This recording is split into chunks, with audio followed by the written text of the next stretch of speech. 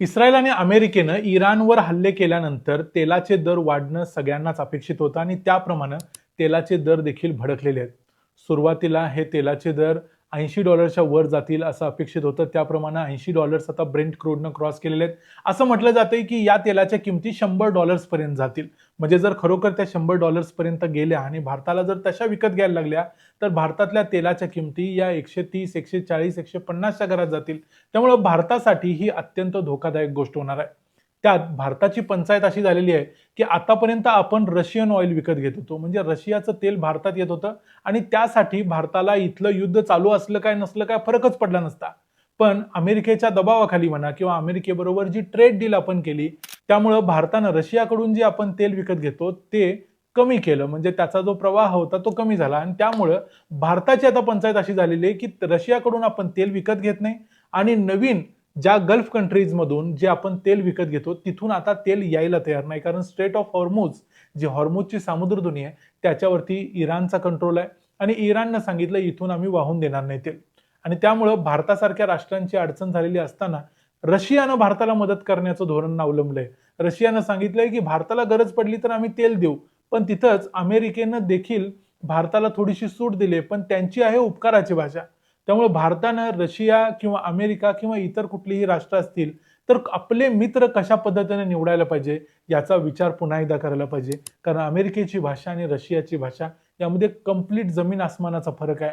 नक्की काय झालंय आणि कशा पद्धतीने भारत हा प्रश्न सोडवू शकतो सहजपणे रशियाच्या मैत्रीमुळे ते आपण या व्हिडिओमध्ये बघूया. मी आहे रणजित यादव आणि तुम्ही पाहताय द मराठी बाणा. बघा, जेव्हा स्ट्रेट ऑफ हॉर्मुझ म्हणजे हॉर्मुझची सामुद्रधुनी बंद केली गेली, तिथं हल्ले केले गेले, काही ऑइल टँकर्स उडवले गेले, या सगळ्या गोष्टींच्यामुळे इराणनं सुरुवातीला सांगितलं की आम्ही ही सामुद्रधुनी बंद करतोय, इथून कुठलेही टँकर्स पास होणार नाहीत. नंतर त्यांनी सांगितलं की आम्ही इथून चीन, भारत यांची तेलाची टँकर्स जरी गेले तरी त्याला अडचण करणार नाही. पण प्रत्यक्षामध्ये इथं आता ऑलरेडी 250च्या पेक्षा जास्त टँकर्स अडकून बसलेले आहेत, ते पुढे मूव्ह व्हायला तयार नाहीत. कारण परिस्थिती अशी आहे की कुठल्या टँकरवरती इराण हल्ला करेल आणि तो टँकर उडवून लावेल सांगता येत नाही, त्यामुळे सगळ्यांनाच याची रिस्क वाटते.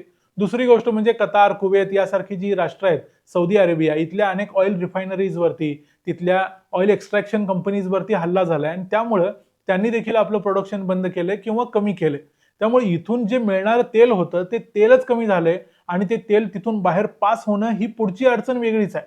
पूर्वीची भारताची आणि रशियाची जी सप्लाय चेन होती ती एस्टॅब्लिश्ड होती. मागच्या जवळजवळ 3-3.5 वर्षांपासून आपण रशियाचं तेल घेत होतो, पण अचानकपणे आपण मागच्या महिन्यातच बंद केलं आणि या महिन्यात आपल्या समोर संकट आलं. आणि या संकटाच्या प्रसंगी भारताच्या मदतीला आला रशिया. रशियाचे भारतातले राजदूत जे आहेत त्यांनी सांगितलं की रशिया भारताला या क्रायसिसच्या परिस्थितीमध्ये जवळजवळ 9.5 मिलियन बॅरल्स ऑइल द्यायला तयार आहे. म्हणजे जे काही आता तेल जे स्ट्रँडेड आहे, म्हणजे अडकलेलं आहे, वाटेत आहे, येत आहे, हे सगळं तेल आम्ही भारताकडे वळवायला तयार आहे असं त्यांनी सांगितलं. फक्त भारत जर तयार असेल तर आम्ही हे लगेच तेल वळतं करतो. आणि असं एक रिपोर्ट आलाय ब्लूमबर्गचा, त्यानुसार जी रशियातून निघालेली तेलाचे टँकर्स होते जे वेगवेगळ्या देशांच्याकडे निघालेले होते खरं तर, पण ते सगळे आता रिरोटेड म्हणजे भारताच्या दिशेने वळवलेले आहेत. इथं भारताचा ऍडव्हान्टेज हा आहे की अमेरिकेनं भारताला एक विंडो दिलेली आहे, म्हणजे ही विंडो आहे 30 दिवसांची. यामध्ये त्यांनी सांगितलं की मध्य पूर्वेमध्ये सध्या जो क्रायसिस निर्माण झालाय त्यामुळं या पुढच्या 30 दिवसांच्या काळात भारत रशियाकडून तेल विकत घेऊ शकतो, पण त्यामध्ये त्यांनी अनेक अटी घातलेल्या आहेत की नवीन ऑर्डर्स देता येणार नाहीत. जे तेल ऑलरेडी रशियामधून निघालंय आणि वाटेत अडकलंय तेच तेल तुम्ही घेऊ शकता वगैरे. मग वाटेत अडकलेलं तेल तर भारतानं असंही घेतलं असतं, त्यासाठी अमेरिकेच्या 30 दिवसांच्या उपकाराची विंडोची गरज काय. त्यामुळे झालंय असं की रशियामधून जे निघालेले टँकर्स होते ते भलेही दुसऱ्या दिशेला निघाले असले तरी ते सगळे टँकर्स आता भारताच्या दिशेने वळवलेले आहेत असाही रिपोर्ट आहे. त्यामुळे अमेरिका एका बाजूला उपकाराची भाषा करते, अमेरिका असं दाखवायचा प्रयत्न करतोय की आम्ही तुम्ही अडचणीत असताना तुम्हाला एक विंडो देतोय किंवा वेवर देतोय, मदत करतोय, पण प्रत्यक्षामध्ये मदत करतोय रशिया. रशिया आताच्या परिस्थितीत असं म्हणू शकला असता की तुम्ही अचानकपणे अमेरिकेच्या दबावाखाली आमच्याकडून तेल घेणं बंद केलं आणि आता आम्ही तुम्हाला तेल देणार नाही, पण प्रत्यक्षात रशिया तसं म्हणत नाही. रशिया हा भारताचा निष्ठावंत मित्र आहे आणि रशियानं भारताला पुन्हा एकदा तेल द्यायची तयारी दाखवलेली आहे. इथं रशियाची थोडी गरज आहे हा भाग सुद्धा आहेच, पण तरी देखील रशिया प्रत्येक वेळेला गरजेला उभा राहतो ही गोष्ट विसरता येत नाही. आणि अमेरिकेची जी उपकाराची भाषा आहे की 30 दिवसांची विंडो आम्ही भारताला प्रोव्हाइड करतो वगैरे, त्यामध्ये देखील अमेरिका असं म्हणते की भारतानं जर रशियाकडून तेल घ्यायचा प्रयत्न केला तर 25% टॅरिफ आम्ही त्यांच्यावर अजून लावू.